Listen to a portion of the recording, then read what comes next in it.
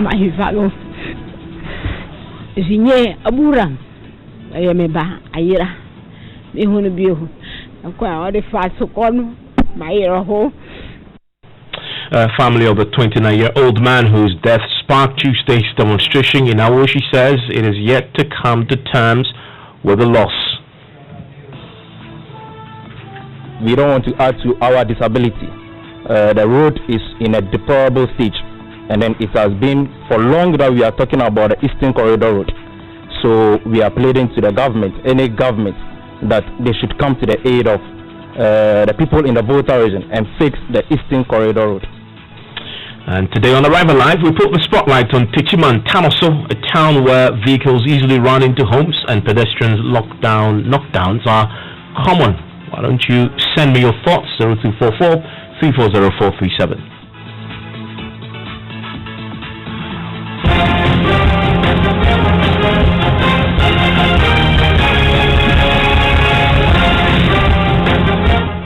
Dictator, a threat to the country's democracy. Strong words by former President John Mahama to describe President Akufo-Addo as he reiterated his claim the current administration is allegedly using the military to suppress votes in NDC strongholds. The NDC flag bearer argued today when he registered that government's use of the military in preventing eligible Ghanaians from registering is a means to hang on to power at all costs.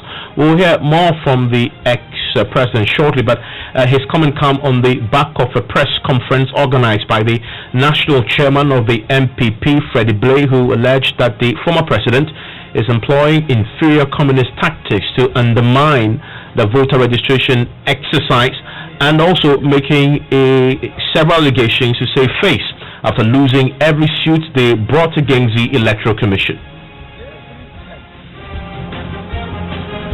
Have decided to introduce and pursue an agenda of what they claim to be ethnic disenfranchisement as their last card.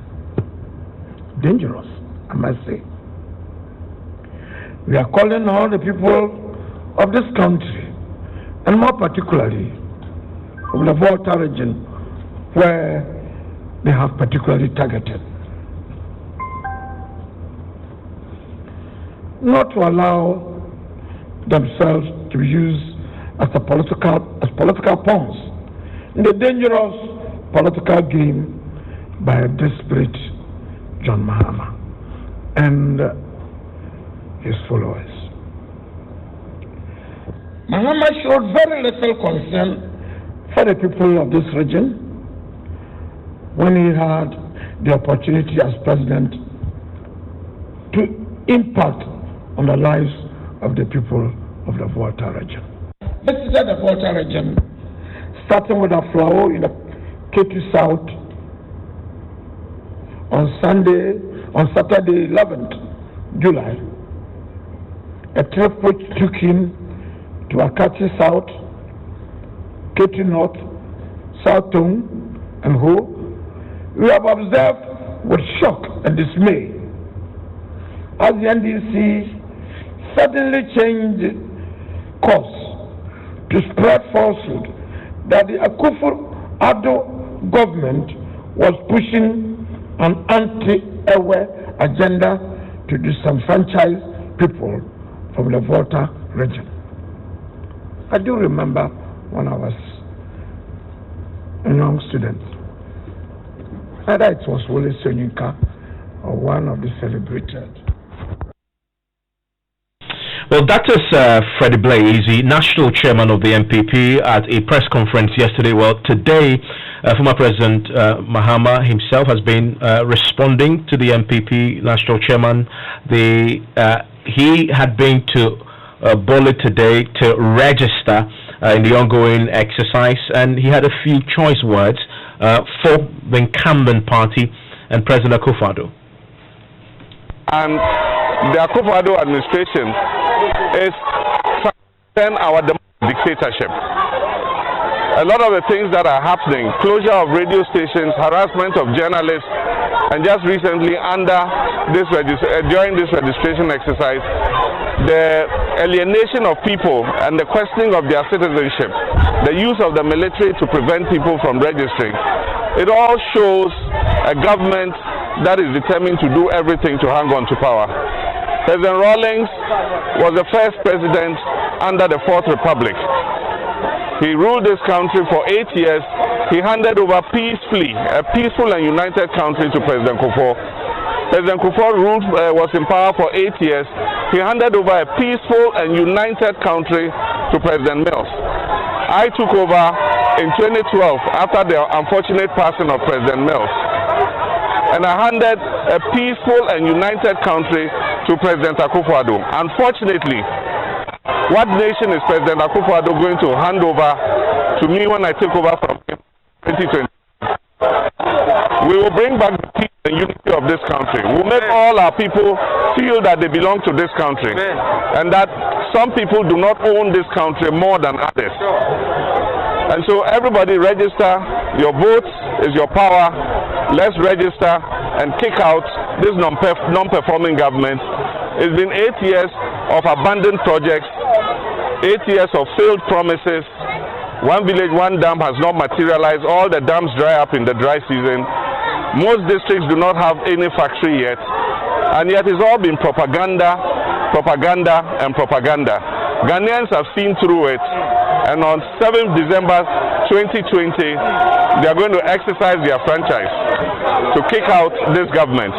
We will come back, we will restore economic prosperity in this country, and we will protect our people from the coronavirus. Look at the number of people who are dying from coronavirus, the number of people who have been infected. This government has failed in its coronavirus response. And so NDC is going to come and put things right. I want to bring in, of course, a spokesperson for the President Akufo-Addo's campaign, Ms. Mustafa Hamid, who's also, of course, the Minister for Zongo Development and Inner City Development as well.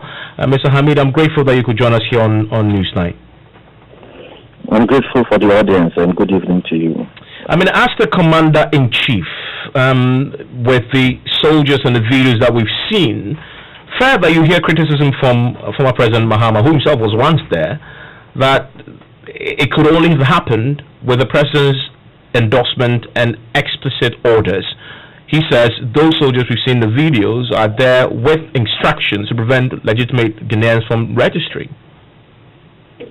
Well, first of all, I want to thank President Mahama for endorsing Akufo-Addo and giving him another 4 years to make 8. I'm sure you heard him saying it's been 8 years of this, 8 years of that, 8 years of that. So we are grateful that he knows that President Akufo-Addo is going to do 8 years. But to the substantive matter, under President Mahama, hello, I guess I'm online? Yes, you are. Okay. Now, to the substantive matter, under President Mahama in 2014, cholera was a major problem in this country. Under him in 2014, 243 people died from cholera in the Greater Accra region alone. In the Greater Accra region alone, 28,922 people from cholera, just cholera outbreak, not COVID, not a global pandemic, not a virus which today continues to baffle scientists. So we couldn't protect Ghanaians from cholera, but he can protect Ghanaians from COVID. That's okay. So that's to the judgment of the Ghanaian people. But it is important to know that, as there are people who say, "Kwasi Obama on tomorrow is anything." You couldn't protect us. The case fatality under cholera was 0.8%. We have 3,499 active cases of COVID now and 191 deaths. We are among the best countries to have managed cholera. That is on record. Now, coming to the question of unity and soldiers and so on, the kinds of sentiments that they are trying to arouse amongst other people, Evans Mensah, the statistics that you see from the registration, don't you see that Volta region is among the best performing regions in this country in terms of the volumes of people who are registering to vote, Volta region and Greater Accra? So if soldiers were actively in the voter region and actually preventing people from registering and harassing them, will voter region be recording such numbers? Please, it is not true. I think that the NDC has decided that if they transform ever from an ethnicity into a political ideology, that is what will help them to mobilize a whole ethnic group behind them in order to be able to win an election. And I don't think that it is fair. So he and his party are the ones that are fomenting division and seeking to use that division as a basis to come to power. But how does he respond to the videos that he points to as evidence, in which Asidu Nketia, for example, is blocked by a military van with a gunship from accessing a town, and we've seen at least 2 more soldiers at a polling station questioning people what appears to be what their legitimacy to actually register. I mean, the criticism there is soldiers simply should not have any role to play in the registration of prospective voters. Those people in question are people that were being ferried by the NDC from Ivory Coast, from beyond the waters in the territory of Cote d'Ivoire. And you have evidence to support this claim? Of course, our party people have put it there. Our original chairman, Abronya, has put it out. But these people were not they were really speaking any Ghanaian language, and then they were being ferried to come in and register. I have said but the process, if that is true, the process is to take a challenge form and use that process. Well, if that is if your citizenship is in doubt or something to that effect, if you are clearly foreign and the matter is not in doubt, we are going to bus load people and then we allow foreigners to come and populate our register, and thereafter we want to go through a laborious process of trying to check them out. Once we know that these are people who are coming from beyond in any case, our borders are closed. In any case, our borders are closed. So people in Cote d'Ivoire being ferried at this time to come into this country to register is clearly illegitimate and against the law. And I don't think that the party people should sit down and watch that. Okay, I mean, also joining me right now, your colleague, former Deputy Communications Minister, works in John Mahama's office, Mr. Felix Kwachifosu. Mr. Fosu, thank you for your time here on Newsnight. Yeah, thanks for having me. Okay, I mean, so we've heard John Mahama again today when he registered in Bolin make the claim about a deliberate attempt to disenfranchise people. The MPP, and I've just heard the Mustafa Hamid challenge him to provide evidence. They say the videos that has been circulated is no proof of that, and that in fact, as Mustafa Hamid had said, in one case, the NDC was actively busing people from Ivory Coast to Ghana to register. Actually, ridiculous claim. He is in government. If anybody buses people from outside of Ghana, the honors will lie on his government to effect the arrest of such persons if it violates the law. These are the very people who have stationed troops along Ghana's borders, who are purporting to prevent people from outside Ghana from entry in order to participate in this registration exercise. So, unless he is admitting to a catastrophic failure of their own strategy, I do not see how he comes on air to peddle what he knows to be an obvious falsehood. The reality is that even the smallest child in Ghana knows that President Akufo-Addo and his MPP decided to have this register compiled for the sole purpose of suppressing votes in opposition strongholds. Everything they have done, their rhetoric, their deeply flawed logic that has followed this registration exercise points to a bid to suppress votes. It is for that reason that they sent troops to border towns in areas that are predominantly NDC with the sole purpose of preventing persons that they have unilaterally and falsely branded as foreigners from coming in to register. When they realized that that strategy had failed and that indeed Ghanaians had asserted their rights to register, they decided to use brute force. It is upon that basis that they deployed soldiers now into registration centers who turned themselves into immigration officers to inspect people's citizenship. And indeed, we have provided more than ample proof of what is happening. So, governance requires honesty and candor. There is no honest Ghanaian today who can deny the truth in the evidence that has been put forward.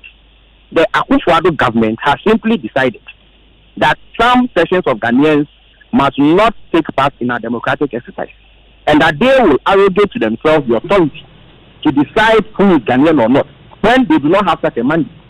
And that is the reason why we are having this conversation. I would have thought that in the face of such glaring evidence, they will show contrition and move away from this dastardly plot and allow people to register. But if that is the case about not allowing people to register, and I've heard the former president and others mention particular people in the voter region. If you look at the Electoral Commission's data on the registration so far, as of day 31, the voter region has managed to put on a roll 852,277.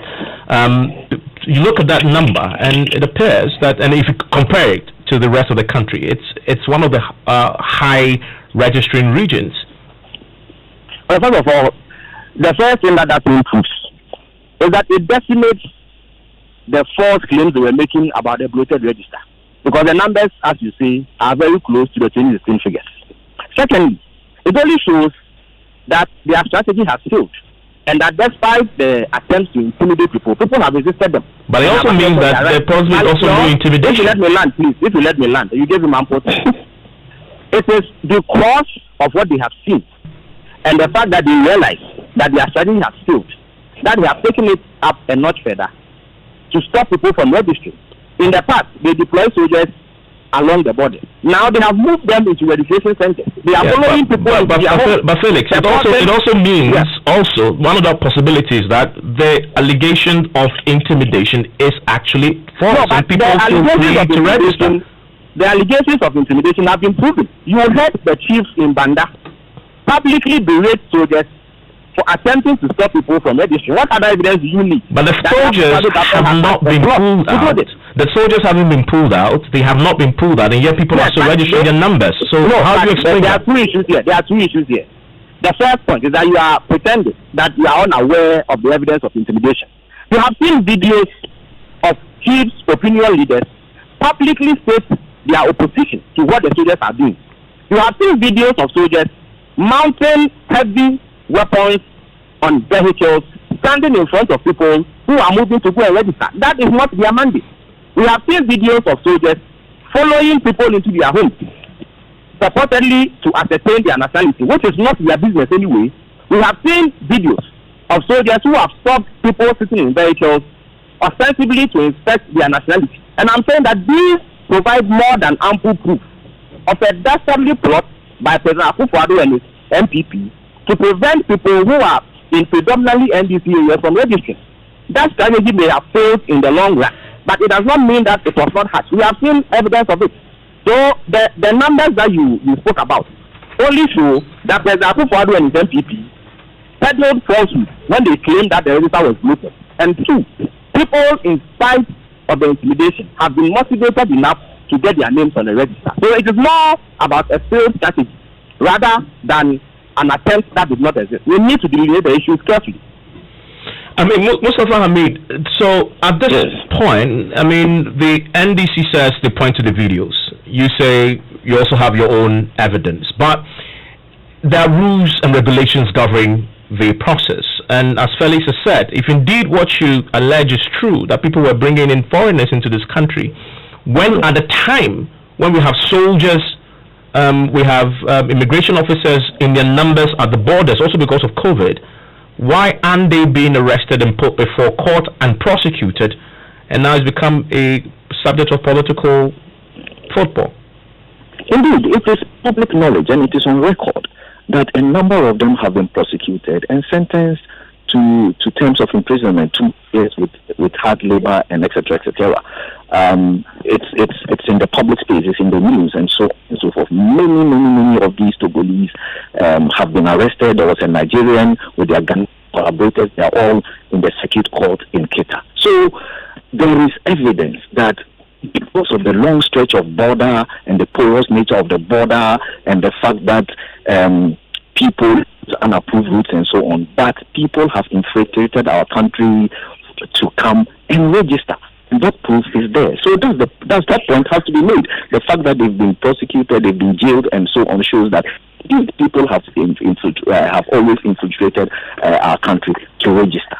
Now, you have put it to him, and rightly so, that if indeed soldiers were actively policing people, who have a video of a soldier or a police at a polling station? I mean, of course, a soldier in particular, or the police people who are sitting by and watching proceedings at the police station. There are no soldiers at our polling stations, and it is only at the polling stations that soldiers will actively intimidate people. So that one is not true. Sorry, Mr. Fami, yes, last week we saw at least one video at a polling station in Banda where two soldiers were at presence at the registration center, and there's a queue, and one person was actually very agitated that the soldiers were asking him questions. He then moved to do an interview with a host of media, the people who were present at the station, complaining about the presence of the soldiers at that particular registration center.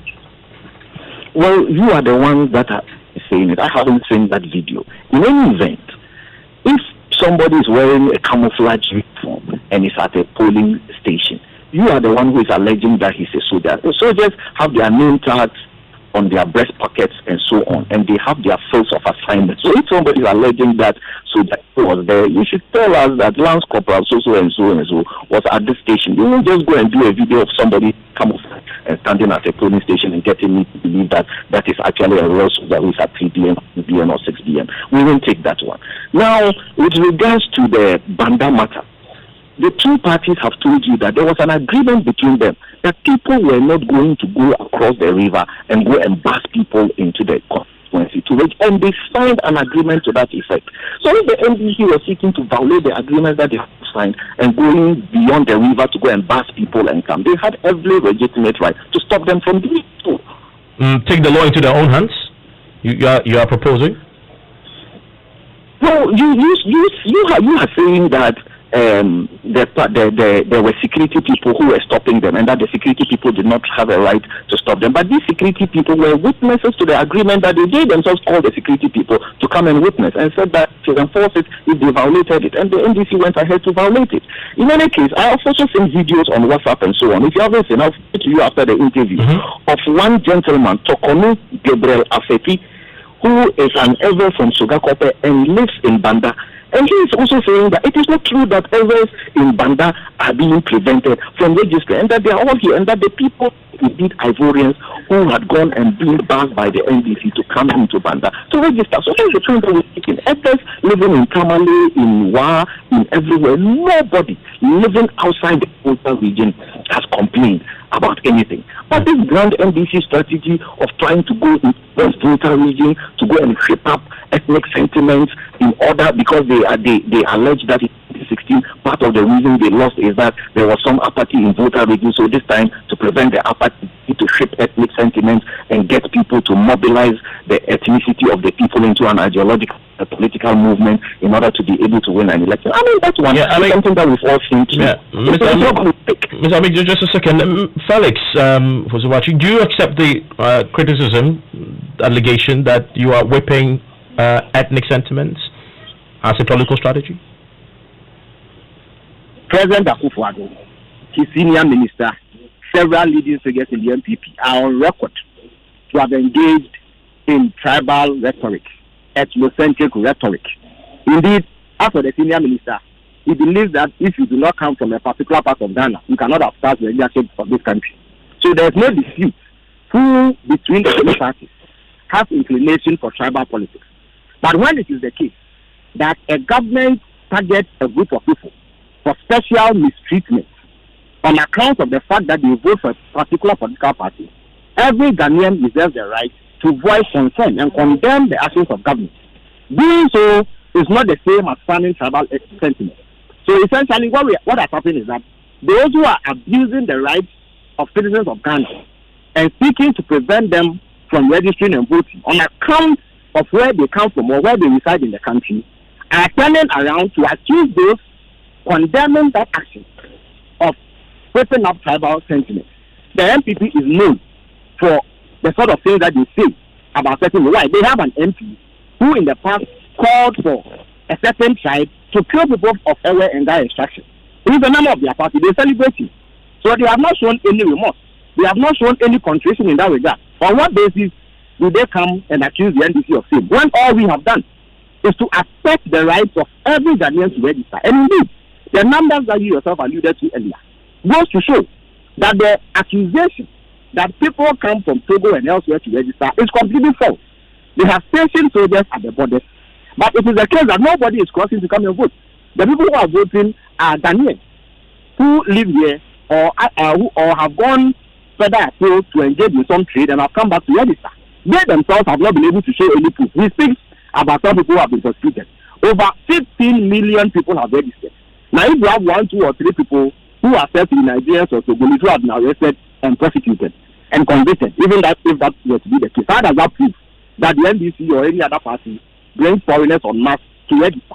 So the minister must admit that his government ploy, the plot to target people of a certain region and prevent them from registering, has been found out. It has blown up in their face. Instead of admitting that they are rather seeking to escalate the fight, and they are now deploying soldiers to go into education centers to take the intimidation and not higher, because they see that the numbers are practically the same as the same numbers. So what we have here is not the NDC engaging in any tribal politics. It is the NPP whose tribal politics has boomeranged in their face. Gentlemen, just a second on a matter that affects a lot of people. I'm talking about the banking crisis and what the President, Nana Akufo-Addo, has been saying about this recently. Also, John Mahama, the government says it has paid all customers whose monies were locked up in the banking sector following its collapse. However, not all funds locked up in the savings and loans companies have been paid just yet. That's according to President Akufo-Addo. His comments come after former President John Mahama promised to pay up monies owed customers of the defunct financial institutions. I pledge on behalf of the NDC that we shall, within 1 year of being in office, pay all funds that have been locked up with the collapsed financial institutions. Well, President Akufo-Addo said during an interview on GBC's Sunrise FM in Koforidua, says all those funds have been paid. Listen to him clarify the issues. All those whose savings were in the banks, all those savings have been refunded and paid to the people. And in fact, the intervention of the central bank was in order to protect their savings, because many of the banks that went into receivership were about to collapse. Their situation was dire, and if they had been allowed to collapse, all those deposits would have gone up in smoke.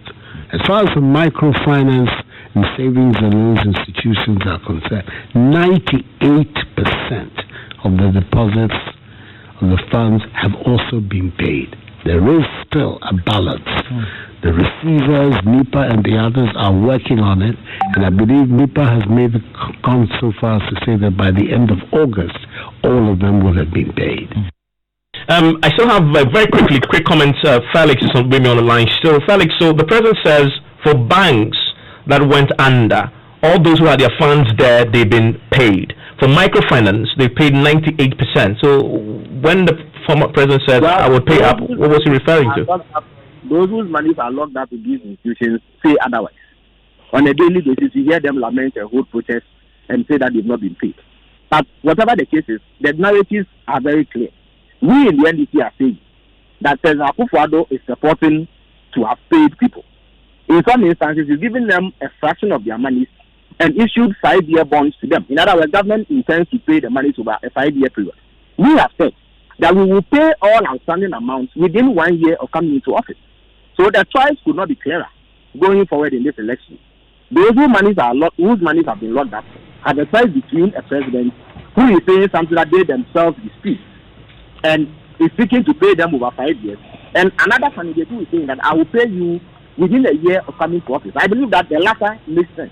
Okay. It fits well with those who are affected by this particular banking crisis, and the choice is up to them. Yeah, Mr. Hamid, what do you say to that? Because if you have put mine in bonds and pay me about 5 years, I want my money now.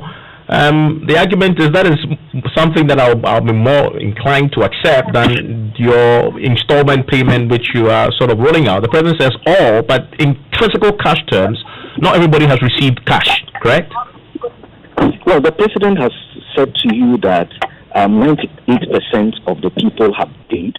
And that's let's clarify this. 98% of those in microfinance issues have been paid, but in terms of banks where people's money were there, he says all have been refunded. But that's where Felix argues that is not in essence that you have the money in your bank to access. Part of it has been put in bonds that you can access over 5 years. Well, I'll address that very shortly. But you see, when President Mahama says he'll pay everybody within Y, under him, 82 microfinance companies collapsed, including the famous DKM and God is Love. He was in power from between 2012 all the way to 2016.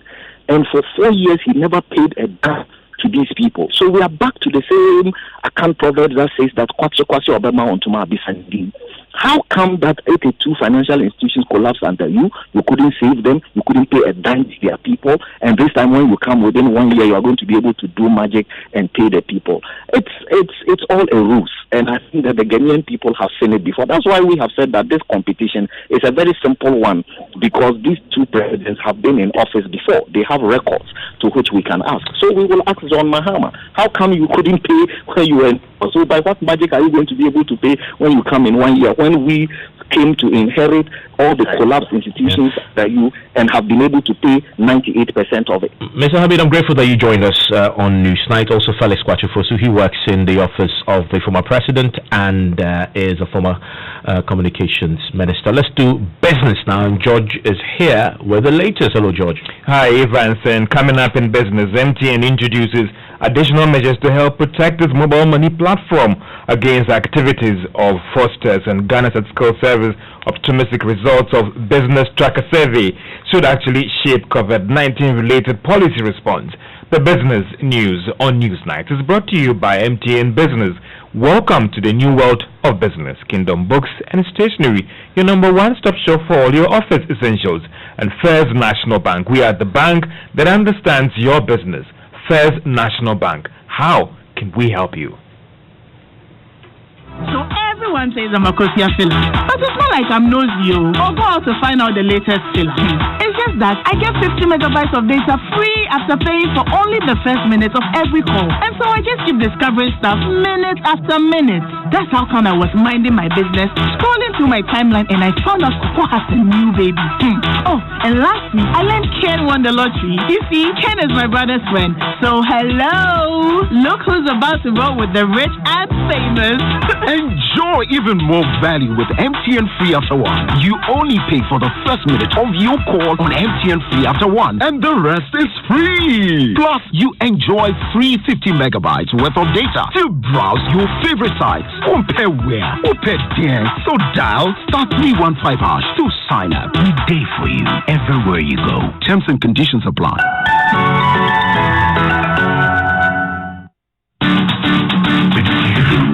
Nothing but the best, we stay above the rest. More quality, more affordability. Kingdom Books and Stationery. Everybody's going to the one and only shop where customer satisfaction is a guarantee. Kingdom Books and Stationery. Oh yes, with our 30 days credit facility with no interest charge, free delivery services, and our free consultation on setting up your office, Kingdom Books and Stationery is unmatched in our delivery of quality and affordable office essentials, equipment, and furniture. Experience world-class customer service in all our branches in Accra, Sema, Kumasi, Cape Coast, and Takoradi. Call us on 0302-764-101 or visit our website at www.kingdomgh.com. Kingdom Books and Stationery, your number one-stop shop for all office essentials and stationery. Terms and conditions apply. We know it's important to create a productive and supportive working environment by investing in employees' health. With a leading international track record, Apex Health Insurance is regulated and licensed by the National Health Insurance Authority to provide medical insurance services to institutional clients, families, and individuals. Apex Student Package and International Medical Solutions are all here to cushion you. Visit Apex Health Insurance Office at Zion House, Boundary Victory Road, Shiashi, or call 0501-683-914 or 0232-000-015. In Kumasi, we are located opposite Prempeh College, Sofo Line, and in Takrady, Apex Health, your preferred health insurer. Puma Drinks, ready to add flavor to your life? Puma Drinks, bursting with so many flavors, you just can't have enough. You welcome back to Business on Newsnight. Now, telecoms giant MTN says it has instituted various measures to help protect subscribers of its mobile money services, including activities against the activities of fraudsters. This follows surge in complaints by some subscribers of being hit by these activities of these fraudsters. A recent Bank of Ghana report also indicated that some staff of the bank are collaborating with these fraudsters to defraud customers of this bank. According to MTN, these actions should help minimize the activities of these fraudsters. Let's hear from the mobile money manager of MTN, Elihini, who has been speaking to Joy Business. It will interest you to know that in recent times, we're very successful with power of arrests of fraudsters with the help of the police CID, and we've done over 22 arrests just over the past quarter, and that is a significant improvement, over 2% over where we were the quarter before, and we are seeing that continuous improvement. So we are making a lot of. The other thing is identifying the fraud activities on our system by using artificial intelligence and following through on that to pick up. And that's how we have uncovered all these fraudsters and made the arrest. It is because we are going behind the data and trying to do some further processing to identify very odd trends, these behaviors that helps us to then track these individuals, and we've been successful in those arrests that I mentioned. So beyond the customer providing us with the process of customer fraudsters getting access, we are also taking our own steps to pick up the fraudsters even before they become active on the system. Elihini, General Manager at Mobile Money Limited. Now, the Ghana Fiscal Service is optimistic that results of its business tracker survey should shape COVID-19 related policy measures. The survey, which was carried out from May to June this year, showed that 85,000 businesses are still shut down their offices as a result of COVID-19. Also, more than 40,000 persons have lost their jobs as a result of the coronavirus. Another interesting revelation from this survey was that less than 10% of businesses actually turn to those virtual technology platforms. Now, government statistician Professor Kabinim tells Joy Business they were also surprised by the findings of the survey. I mean, it wasn't to the extent that we were expecting, because from the survey we realized that just about 1 in every 10 businesses adopted the use of technology, and even for that matter, mobile money transactions, to minimize the effect of the social distancing, the physical distancing on their operations. And one was expecting that a greater number of businesses would have gone digital so that they could still go on with their services. And this is one area moving forward we think policymakers should emphasize in terms of how do you make computers and internet services available to businesses at a certain affordable cost so that they can diversify as we have to now deal with the pandemic. Government statistician Professor Samuel Kobna Enin. Now, the Securities and Exchange Commission says it plans to be heavy on education to help protect investors in the country. The exchange was recently forced to close down some finance and investment houses over non-compliance of market conduct rules. Now, there are fears that this could affect market confidence, but the Commissioner believes that going this approach of educating the customers and the public may help address this problem. Reverend Daniel Obamitete is the Director General of the Securities and Exchange Commission. Because the moment you get into investment, there is that trade-off between risk and return. A lot of people go chasing returns, not knowing that the higher the return, the higher the risk. Okay, so we need to really step up the investor education. It will call for resources. So we are looking for ways to do that. But we really empathize with those who have found themselves in a very bad place as a result of some of these fund management companies. Reverend Daniel Obami-Tete, Director General of the Securities and Exchange Commission. Now, the Bank of Ghana says its inflation targeting measures has helped control price levels and rates through its monetary policy measures. Now, this was contained in a statement issued by the Bank of Ghana as it celebrates 63 years of formally opening its doors to the public. According to the regulator, through this policy, it has also been able to reduce inflation over the last 40 years within this bracket of not more than 10% in the medium term. The Bank of Ghana believes that some of these measures have also helped with the stability of the banking sector, citing recent measures that was introduced to help stabilize the banking sector from the shocks of the coronavirus. That's all for Business on Newsnight. Back to you, Evans.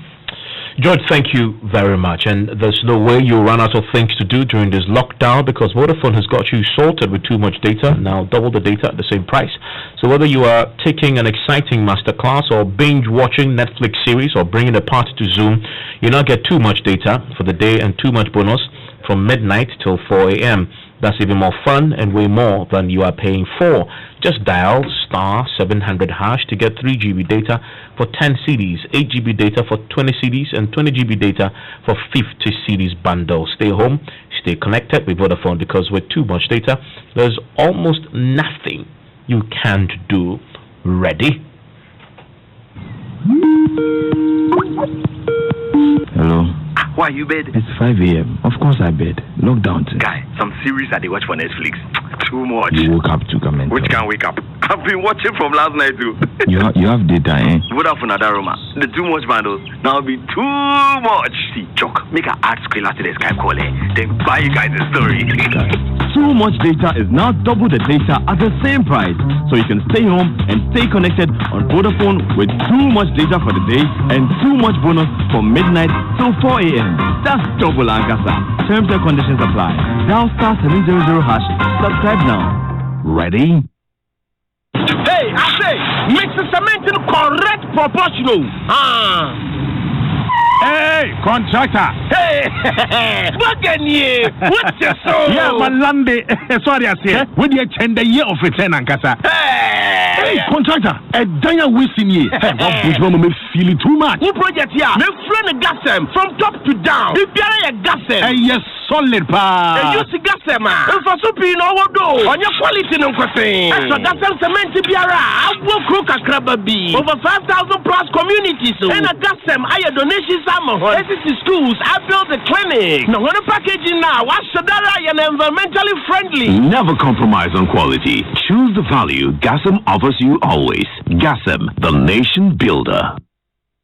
So live here on Newsnight, it's on Joy 99.7 FM. Now the Ghana Cocoa Board is tonight reacting to Joy News' documentary Missing Kilos, detailing sanctions against agents of license buying companies who steal cocoa from poor farmers. Joy News investigative piece revealed recently, as recent as last week, how some of these companies are adjusting scales to shortchange cocoa farmers. Speaking at a media engagement, Deputy Chief Executive of Operations at Cocoa Board, Dr. Emmanuel Poku, said the regulator is appalled by the practice. The management of the Ghana Cocoa Board has taken notice of the documentary film produced by the Multimedia Group on the tampering of weighing scales by licensed buying companies within the cocoa sector. The documentary seeks to expose the public to a condemnable act which regrettably counts among a number of challenges which have plagued the cocoa sector for decades. It is also one of the ills that the management of Cocoa Board has already unraveled and presently taken steps to address. Management takes this issue of weighing scale tampering very seriously and has on several occasions condemned the practice and similar acts, and at all times highlighted the consequential regressive impact they have on interventions that Cocoa Board has put in place to improve the earnings and livelihood of cocoa farmers. I want to bring in Fifi Boafo with the Cocoa Board and joins us on the telephone line right now. Grateful that you could join us. So I'm just wondering, what is it that Cocoa Board plans to do to these cocoa buying companies caught adjusting the weighing scales? Thanks, Ivan, for the opportunity. These activities that Joy is exposed is something that happened in 2018. That's about 2 years ago. At the moment, Cocoa Board has, as we indicated at the press conference, gone beyond the stage of identifying the problem, and we've taken steps at addressing the issue. Specifically with the people involved, management will meet with their representatives, as in the license buying companies they deal with, and then the proper sanctions will be applied. If you can be a bit more specific, proper sanctions such as? Well, Evans, see, the documentary talks about people doing different things. So there's a law that governs what happens within the cocoa sector. For example, if you adjust a scale, the Standards Authority have sanctions that is supposed to apply to the license buying company. Some of them already have been sanctioned because Cocoa Board in 2018 commissioned Standards Authority to assess whether or not indeed these license buying companies are using the approved skills to work with. So some have been sanctioned already, right? Yes, some of them have been sanctioned. If you can sanctioned. specify what sanction exactly? Okay, so the sanction that applied, these license buying companies are made to pay some amount of money to the Standards Authority. But we've gone past that stage where it is just a matter of paying some amount of money to Standards Authority, because we realize that it is not punitive enough and it's not deterrent enough. So Cocoa Board have met with all these license buying companies and made it clear to them that, so for example, if a license buying company, you have your agent tampering with the scale, say 2 kilos or 3 kilos, at the end of the cocoa season, when Standards Authority go out there to check and they found you tampering with your scale, that quantity, for example, say 3 kilos, will multiply it by the number of cocoa you bought at your station, an amount of money deducted from your license buying company and paid to the cocoa farmers at that particular shed. But going forward, in 2020-2021 season, which starts in October, Cocoa Board intends introducing electronic scales, and the electronic scales, according to the specification given by Standards Authority, which we'll be working with, the license buying companies and their agents cannot and will not be in the position to tamper with. So it means that it will be a true reflection of what the cocoa farmer presents to the license buying company and their agent, and that is exactly what will help the farmers to have the full realization of what they presented to the agent. So this is the non-adjustable scales that you're referring to? Exactly. I've heard the country director for Send Ghana, Mr. George Joseph Bimpe, for example, raise questions about the effectiveness of the non-adjustable scales themselves, pointing that in itself it's not really feel safe. I mean, because of the supply chain element and the human element in that process. Exactly what is his problem? If I may understand, if he says the value chain or the supply chain, how would that be able to go against the farmer? We wish to understand, because per Standards Authority assessment and recommendation, these skills cannot be tampered with. So how would he go against the farmer? If they could help us with some understanding. Thank you very much, Fifi Boafo. Fifi is the head of public relations of Cocoa Board, joining us on that documentary. So listen to News Sundays on Joy 99.7 FM. Now, an examination officer of the Tamale Senior High School, Alex Na, is asking for protection for his family following attempts by some students to attack him last night.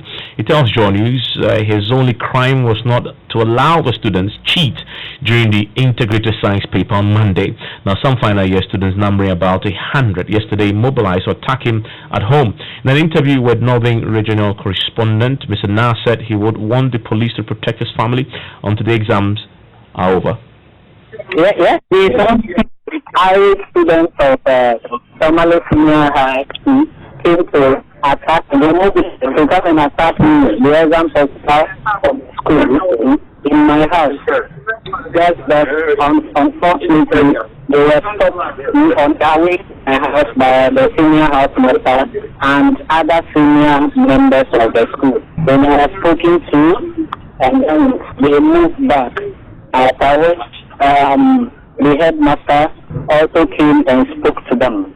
Then the senior housemaster and his team went and reported the matter to the police, and therefore we were provided with police patrol. About 4 vehicles came around and patrolling there around my house within the area there, and this morning. Do you know why they wanted to attack you? The only reason is simple. The point was that I did not allow them to cheat or to be engaged in the exam. Have you personally reported the matter to the police? Yes, the school has personally reported the matter to the police. That was how come the patrol came around. Do you feel safe? Well, I feel safe. For the sake of my family, I feel that I should be given protection. Well, that is the situation in the Northern Region. Security agencies are also investigating reports. Some teachers at Trenebo Akodia Senior High School in the Ashanti region allegedly took money from students with the promise to help them in their final exams. It comes as 3-member committee probes rioting by candidates who caused the headmaster of the school and accused him of, in essence, being too strict, and rioted. And they said it was too strict in the invigilation in the ongoing West Africa Senior School Certificate examinations. Benedict Owusu is on the line with sports. Hello, Benedict. And Manchester United are in action tonight in the UEFA Europa League, and of course a big one for United after winning the first leg by 5 goals to 0. But of course, before I tell you more about the UEFA Europa League, let's settle some home matters. And the Court of Arbitration for Sport, that's CAS, for the second time has postponed the ruling of the case between Fedosei Kupama and the Ghana Football Association. Now, the ruling will now be communicated on September 1. That's according to the International Tribunal. It should have been yesterday, but it didn't happen. First was July 17. They postponed to August 4. And now they are saying that we'll get the final verdict on September 1. Well, away from Casa Santikodoko, I said to me, Nana Yao Amponsa as the new Chief Executive Officer of the club. My colleague in Kumasi, Uyusu Bempayala, has more. I think for where we've come to, we've passed all those stages. Yes, there were politicking, there were lobbying, there were corporate arguments and all that stuff. At a point in time, Samuel Sekufo's name came in around last week and all that. They've gone through a lot of processes. They've listened to corporate people, but they think that Airport tick all the boxes that they are looking for. He comes in as a proper corporate person who also knows football. He has the relationship and the connections. He understands the game, and that he is the perfect fit for them going forward. So I think at this moment, unless a very, very big miracle will happen on Friday, Nana Aponsa will be named as the head of management for Kumasi and Sokoto Sports. Well, let's quickly talk about Manchester United and the UEFA Europa League games. They are up against They won the first leg by 5 goals to 0. They are playing at Old Trafford. Also, Copenhagen are up against Istanbul Besiktas, and then Shakhtar Donetsk, Wolfsburg, as well as Inter Milan. They are up against Getafe tonight. Evans Sports.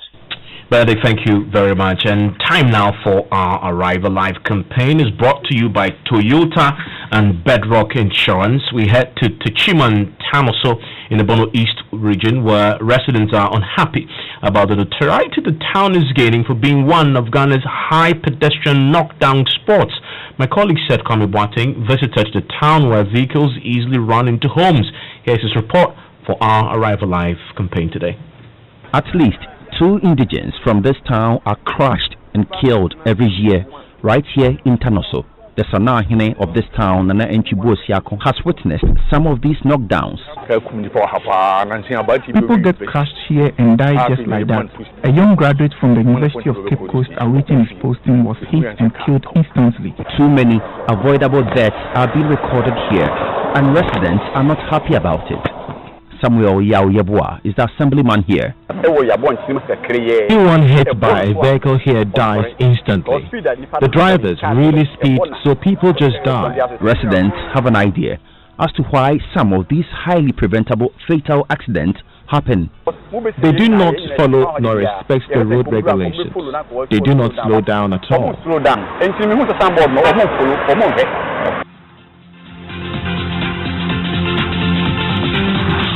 Still with the roads, the family of the 29-year-old man whose death sparked Tuesday's demonstration in Awoshi says it is yet to come to terms with the lost Thomas Nyamavo was hit and killed by a moving vehicle on the road due to a malfunctioning traffic light at about 10 p.m. on Monday, a situation that led to a massive protest as residents claim the traffic light has been malfunctioning for the past 3 years.